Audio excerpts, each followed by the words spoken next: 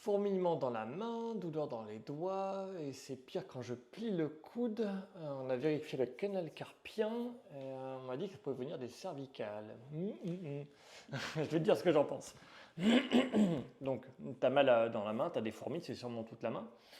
Et tu vois, quand tu plies le coude, ça majore tes gènes et tes douleurs. Il est peu probable sur le coup que ça vienne ici, il est peu probable que ça vienne du cou.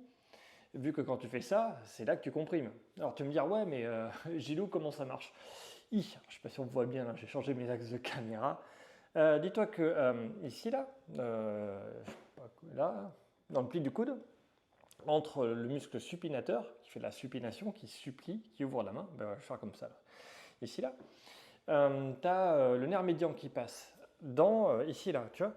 Vraiment, tu as le long biceps, enfin le biceps, le tendon qui est ici. Et après, tu as le muscle supinateur qui est là, avec le nerf médian qui passe au travers. Donc sur le coup, tu peux comprimer ici. Tu vois, si là, je serre fort, entre là, tu vois, je ne sais pas si on voit bien, attends, je me rapproche un peu, ici, là. Tu vois, ici, là. Tu appuies et tu regardes si ça déclenche tes fourmis ou pas dans la main, tes douleurs et tout ça. Et là, de suite, tu vas savoir si ton problème, c'est vraiment ton cou, ou si c'est vraiment ici, ou si c'est vraiment le poignet. Tout comme le poignet, tu vois, tu appuies sur le poignet, et si tu as des fourmis qui apparaissent, c'est vraiment ici qu'il y a un problème. Alors, il y a plusieurs tests, hein, je simplifie vachement pour te donner un ordre d'idée. Pareil au niveau du cou, tu vois, si tes douleurs varient en fonction de la position de ton cou, il est tout à fait possible que ça vienne du cou. Tu vois, faut rester hyper simple.